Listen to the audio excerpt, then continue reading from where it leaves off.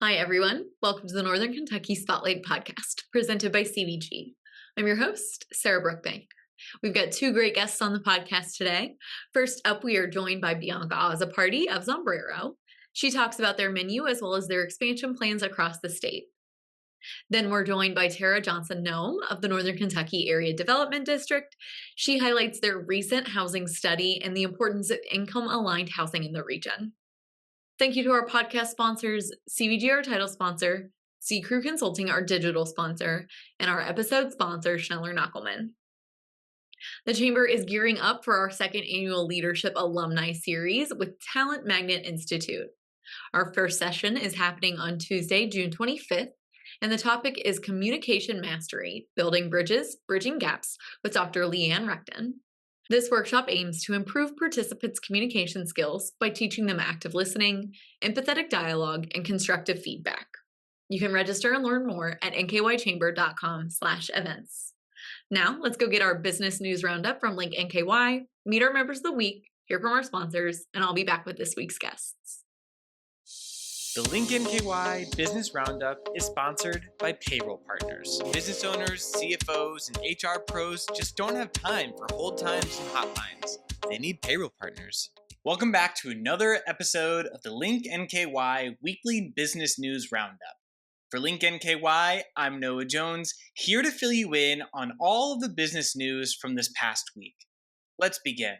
On June 3rd, the Independence City Council voted to let residents decide in November whether to allow medical cannabis within city limits. The resolution passed 4-2 with council members Chris Vogpool, Greg Waite, Carol Franzen, and Tom Brinker in favor, and Greg Steffen and Dave Schaefer voting against. The vote followed a similar one in Crestview Hills, raising questions about zoning and the types of facilities allowed. Independent City Attorney Jack Gatlin emphasized that this is a new situation for everyone. Despite passing the resolution, council members and Mayor Chris Reinersman continued to discuss zoning challenges. A motion to rescind the resolution was defeated. Reinersman recommended working with the Kenton County Planning and Development Services to prepare for zoning plans, as a yes in November would leave only a month before legalization takes effect on January 1. The next council meeting is July 1st at 7 p.m. at the Independence City Building. The Covington City Commission announced plans for a mixed-use development along the Ohio River with a vote set for next week. The project, done by CCR-MN Developers LLC, will include retail space, 250 apartments, and 194 parking spaces, totaling a $67.2 million investment. The development follows another by Dries Homes and state funding for a biomedical center. The city will handle initial infrastructure without using municipal financing measures. Construction is expected to take 18 months. The commission will discuss and vote on the agreement on June 11 at Covington City Hall. In delicious news, Cattleman's Roadhouse in Walton officially opened up on Monday at 12910 Frogtown Connector Road, confirmed by Link NKY. This new location was announced in February by the Schuler Group on Facebook, highlighting its proximity to new hotels, Long Neck Sports Grill, and Caliber Collision near the Richwood Road exit on I-71/I-75. Bill Heil and Stuart Meredith started Cattleman's Roadhouse in Shelbyville, Kentucky. Since then, the franchise has grown to 10 locations, 9 in Kentucky and 1 in Indiana. The Independent City Council has approved a controversial condo project in the Heartland neighborhood, allowing 110 new condominium units to be built off of Madison Pike. The zoning modification required for the development was passed by a vote of 5-1 on Monday, despite months of resident pushback over concerns about trafficking and overcrowding.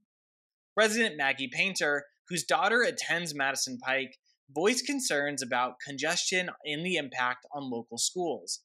Many residents protested the original plan, displaying signs in their yard. Mayor Chris Reinersman explained that a developer adjusted the proposal after initial rejection by the Kenton County Planning Commission, reducing the number of units to 110, and adding a retaining wall to separate the development from existing homes. Traffic studies indicated minimal impact with an increase of about 57 cars in the morning and 68 cars in the afternoon rush hour. Rainersman also noted that the condos would be owned and managed by a homeowners association, and the increased property taxes would benefit the local schools. He expects construction to begin quickly. And that's going to be it for this week for your Link NKY Weekly Business News Roundup. For Link NKY, I'm Noah Jones. Thank you for listening. Why would you travel to England? For football. To go or not to go? That is an easy question. To visit the land of Shakespeare. To take in all the sights. Authentic fish and chips. To experience arts and culture. 2 words, British Open. To visit my family. Same reason I go anywhere. For a pint of beer. To start my trip through Europe. Whatever your reason, there's no better time than now. Ranking on Google Search and Maps is easy to understand, but hard to do. It requires constant effort and attention. Uploading new photos, responding to Google reviews, writing weekly posts, and checking suggested updates. Google listing optimization takes experience and time, and there are no shortcuts. C-Crew gives your Google My Business account the steady, consistent attention it needs to be effective, optimizing, updating, and expanding critical content every single week. From local retail stores to large regional networks, C-Crew generates content, establishes benchmarks, and creates dramatic, measurable increases in engagement. So what can C-Crew do for your business? More calls, more clicks, more clients.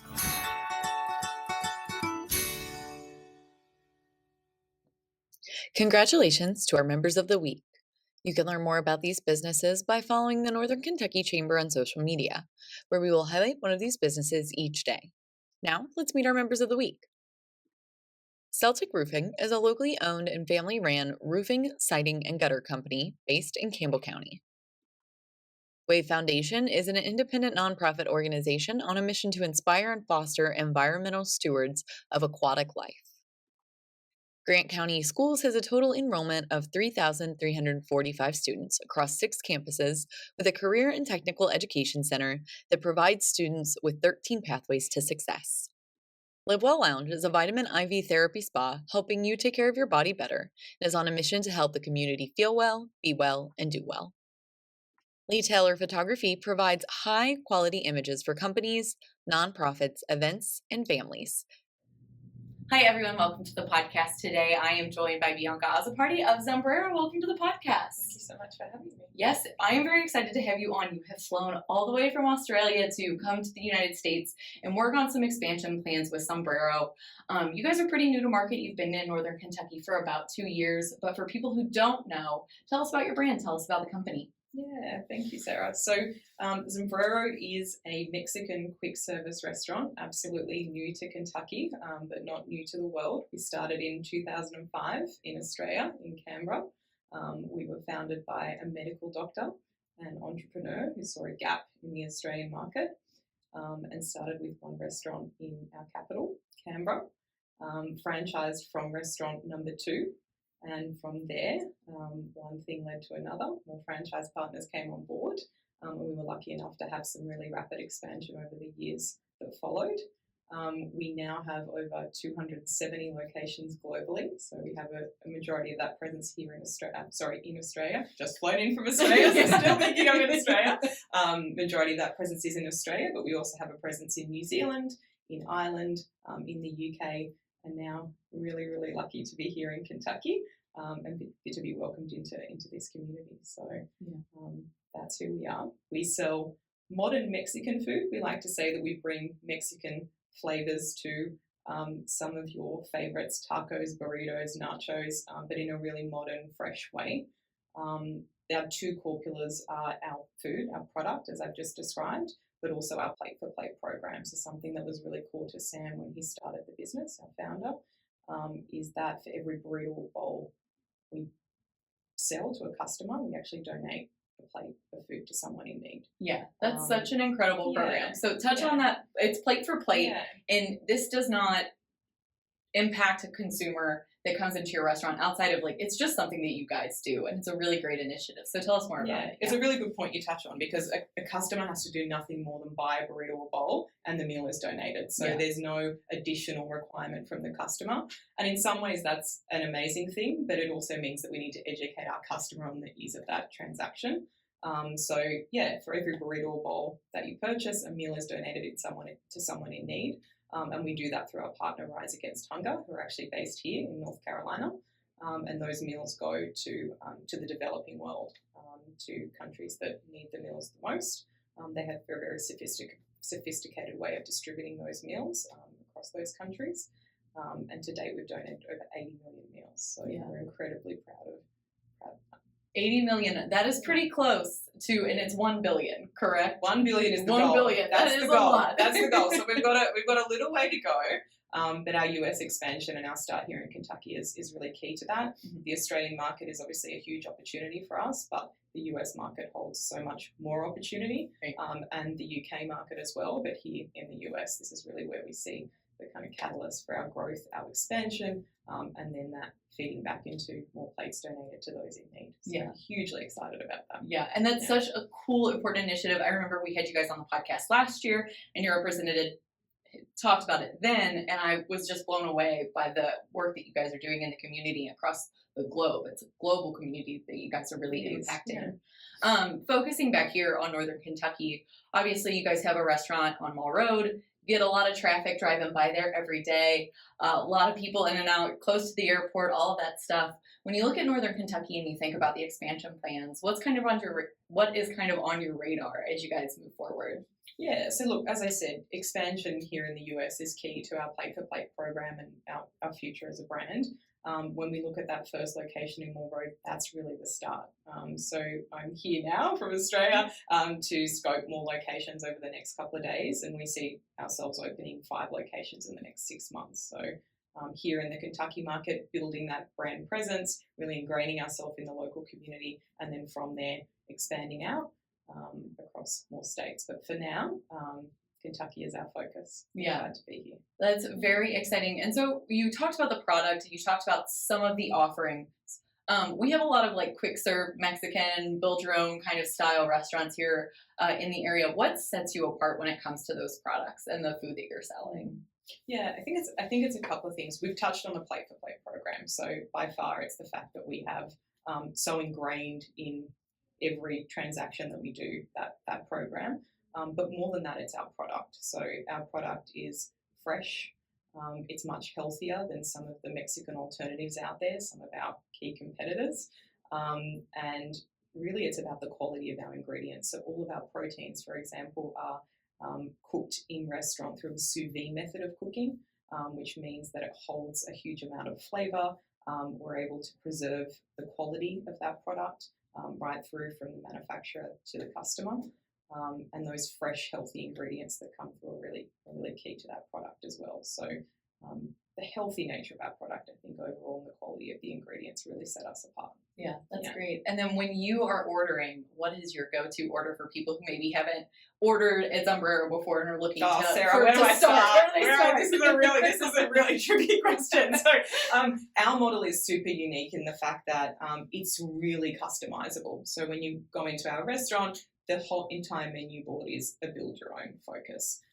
So really burritos, bowls, nachos, tacos, everything is customizable. For me personally, I love to build my own bowl. It's different every time. So you don't have like a go-to. No, and my thing is always trying something new. But we have amazing proteins. Our chicken protein has an incredible flavour. It has some really amazing Mexican-inspired flavours, lots of paprika coming through, lots of different spices. The sous vide method of cooking that I mentioned earlier really means that we preserve those flavours in the protein. So it's quite unique and different, but the chicken is one of my favourites. But we also have amazing proteins, amazing vegetarian offerings, amazing vegan offerings. So we're able to cater to a really broad audience.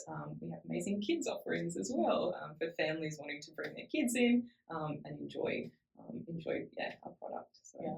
That is so great. Well, thank you. I know that was kind of a trick question. That's That was okay. not on the list to start with. That one's a tricky one. But Bianca, thank you so much for coming on and talking with us about Zambrero. It's great to have you in market. We're excited to see your expansion in the years to come. Before I let you go, is there anything else you'd like our viewers and listeners to know about you, about the brand, and about your plans? Yeah, look, I think for me, it's just about letting the community know that we're here. Letting them know that we are absolutely looking forward to them visiting our restaurant in Moore Road. The fact that we have our Plate for Plate program, we hope is a draw for them, but really we just want them to come in and try our amazing product first and foremost. And look out for us because we'll be expanding across the Kentucky market. Yes. Well, thank you once again for coming all the way overseas to come and visit us. It's been great to have you on today. Thank you, Sarah. Appreciate it. Hi, everyone. Today on the podcast, I am joined by Tara Johnson-Noem, the Executive Director of the Northern Kentucky Area Development District. Tara, welcome to the podcast. Thanks, Sarah. Yes, so today we are going to talk a little bit about income-aligned housing and this housing study that the ADD District recently did. Like I said, we talked about this at Eggs and Issues earlier in the year. So let's jump right in. Tell us about the ADD District's housing study and what income-aligned housing means. Absolutely. Well, as a starting point, because not everyone knows what the Northern Kentucky Area Development District is, we serve 8 counties of Northern Kentucky, really specializing in collaborating, empowering, and convening both our communities and individuals. We have teams that are working on community development, workforce development, aging and disability services. So as you can imagine, housing intersects all of those. So we were really proud to be entrusted by our 8 fiscal courts as well as CVG that funded the study. And really it was born out of our workforce efforts originally because we know that in order to have successful economic development, we need successful workforce development, and therefore housing is one of those key contributors to that. And it can be a barrier if someone doesn't have secure housing or they can't find a place close enough to the place that they want to work.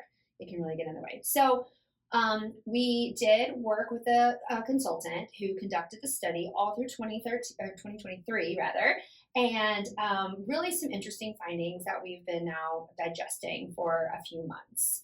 And so when we say income-aligned housing, that really comes from one of the primary findings of the study is that workforce development and job creation in Northern Kentucky is really outpacing workforce housing creation. Right. And so we're not necessarily talking about lower income housing, though that's a piece of it. We see from the study that we need a wider variety of housing types and a wider variety of price points across the market in all 8 of our counties. And so the term income aligned is really making that reference point that we need those options for whether it's a new college grad just coming into, their own for the first time, looking for a place to live, whether that's somebody, mid-career, or whether that's somebody who's an older adult who's really now maybe on a more fixed income and is looking for that place that's more of like a retirement.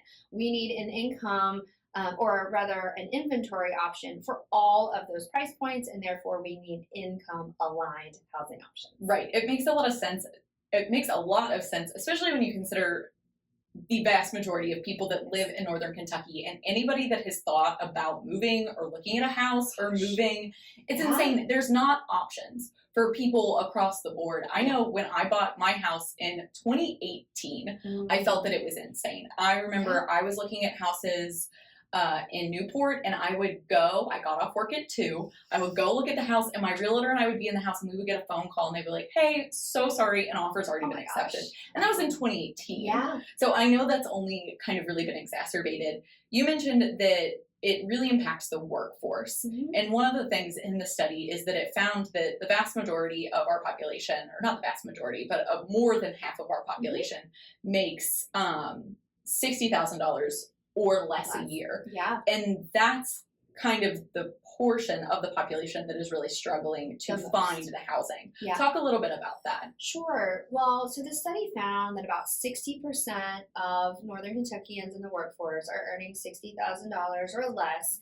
Now, we certainly know that there's two-income families, but not always, right? There's all kinds of reasons that we know people are getting married later. There could be life events where there's just single income owner. So we start income earner. So we want to make sure that we understand what people are dealing with. And certainly if you're making $60,000 or less, that's going to put you in this sort of workforce housing category. You know, people that are earning, say, $15 to $25 an hour, that's where we see the biggest gap in terms of our supply.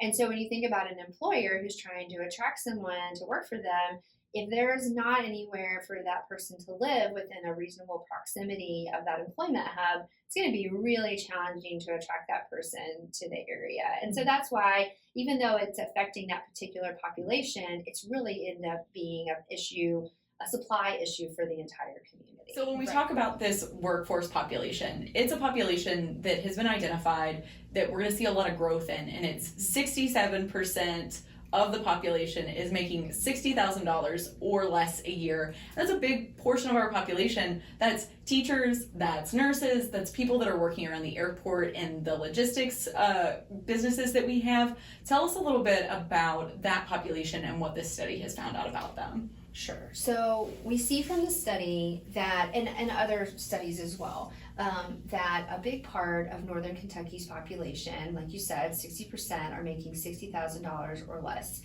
Now, certainly we see plenty of households that you have two income earners or more, but we also know there's a lot of folks that are starting household, family generating later, or might be single income earners for some reason. And so it's really important to watch what that income level is able to afford with them having such a huge, percentage of our population.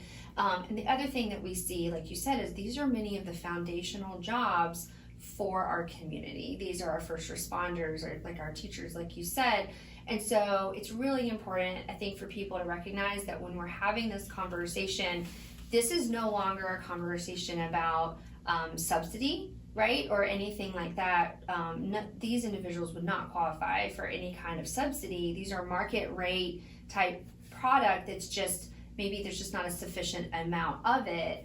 But yet we're seeing and having lots of conversations with our development community where there's a lot of market conditions that are making it very challenging for them to build new products that would work for this particular population to be able to, to buy in or, sometimes even rent at these rates, because we have increased construction costs, we have labor shortages, etc.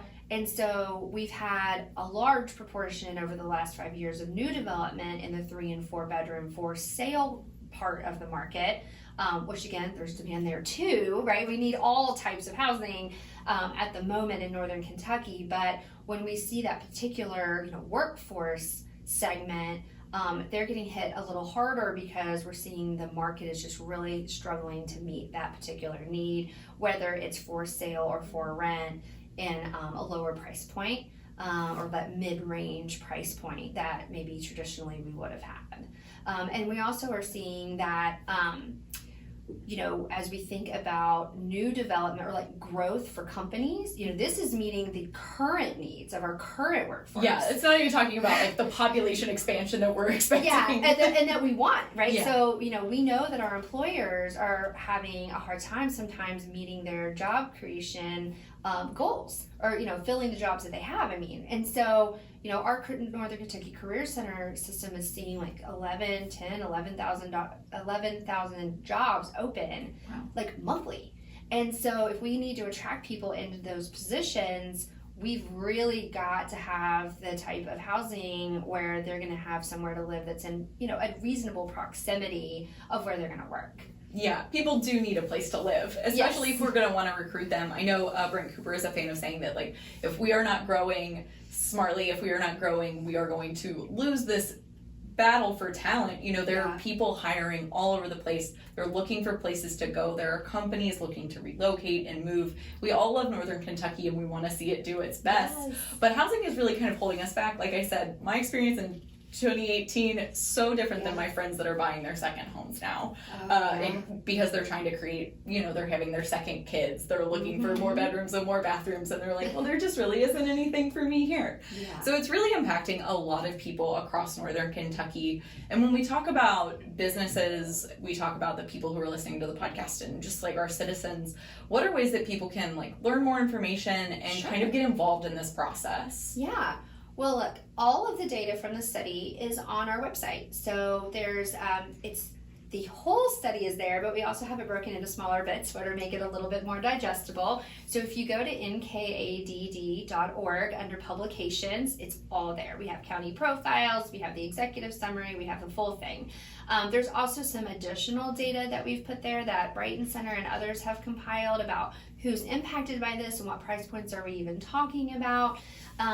And then I would also just say there's a lot of people having this conversation right now, nationally, statewide, and it's really the perfect time to get involved, and you can learn a lot really quickly because there's a lot of information on this topic right now.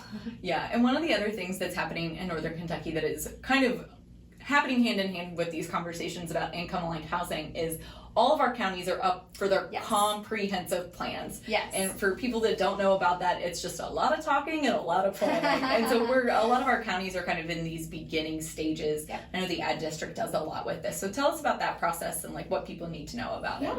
So we are very happy to support, we don't actually do land use planning. Typically, definitely not for Boone County and Campbell. Occasionally we'll support our 5 southern counties if they're doing land use planning. But what land use planning is truly just deciding what can be built where. And so the comprehensive plan is updated on a regular basis. I want to say it's every 5 years, but it's actually like a 10-year plan or even a longer range plan than that, really to give a vision for a community. In Northern Kentucky, Boone County and Kenton County do county-wide comprehensive plans. Campbell County has multiple comprehensive plans, and the Campbell County Fiscal Court supports that. So this is really the moment for our local communities, wherever somebody lives, they can get involved in these comprehensive plans and have a voice about this is how we want the type of buildings, how do buildings, work in neighborhoods, and how do neighborhoods interact with commercial, areas and industrial and larger employment areas. So it's the chance to really say this is our vision. They're having those public engagement opportunities right this minute. I think some of our southern counties will have that a little bit later this year.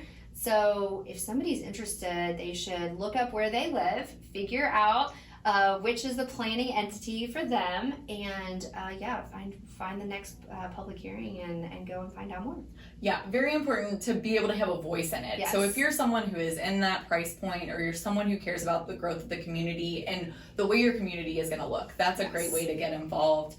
Another thing I know that some of your other community partners right now are doing data walks about this data for the community to learn more and get involved. That's something, those are happening. I believe there's one in Covington later this month and one in Pendleton County later this month. And the Chamber will share that out on our social media channels for people who want to learn more and get involved. Yeah. But Tara, it's been great to have you on. When we're talking about income-aligned housing, it's such an important topic, an important conversation that we're having right now. Is there anything else about it that you think people in the community should know about? I would just say, often when we have this conversation about housing, there tends to be some preconceived ideas, maybe about what the role is of even thinking about it, or maybe housing just kind of happens, right? It's so market driven, it just happens. But there are a lot of rules around who can build what where. And there's also, when we talk about income aligned, the nature of that is really thinking about we need homes, whether those are condos or apartments or townhomes or single family homes. We need those for C-suite. We need those for new grads. We need those for seniors. We need places for everywhere. I know for me, my kids are starting to get a little older. We got a high schooler, almost have 2 high schoolers now. I want them to live in this community when they finish college, right? And so I would just really encourage everyone that if you haven't thought about housing before and you sort of think, oh, well, housing is something like for those other people, Well, I'm pretty sure most of us are blessed that we do have a place to come home and close the door at night. And this is really about all of us. So just to maybe encourage people to think through, this is critical to our economic development, and it's not just about one particular group. Yeah. Well, Tara, thank you so much for those thoughts and the closing argument there about the importance of income-aligned housing. Thanks. It's been great to have you on today. Oh, good to see you. Thanks, everybody. Chris Knockelman with Schneller Knockelman Plumbing, Heating, and Air. It's spring now, but before you know it, our ACs are working overtime. Dave, it's going to be warm soon. Right now is a good time to get the AC serviced, right? You can get your AC tuned up for only $59. So get your $59 tune-up at SKPHA.com. SKPHA. So if your plumbing and mechanical systems give you trouble, just remember our name. Schneller Knockelman. Hi again. Thank you guys so much for tuning into the podcast this week and learning a little bit more about Zambrero and income-aligned housing with the Northern Kentucky Area Development District. Thank you once again to our podcast sponsors, CVG, C Crew Consulting, and Schneller Knockelman. Don't forget that you can get more information about our Leadership Alumni Summer Series happening on Tuesday, June 25th at our website at nkychamber.com/events. If you're a member who would like to be featured on the podcast, or if you're someone who is interested in joining the Northern Kentucky Chamber of Commerce, please reach out to Lynn Abelin. And if you're someone who is interested in sharing your workforce strategies and resources on NKY at Work, please reach out to Nancy Spivey. You can find their contact information on the screen in front of you or at our staff directory, as always, at nkychamber.com. Thanks again for tuning in. I'll talk to you guys next week.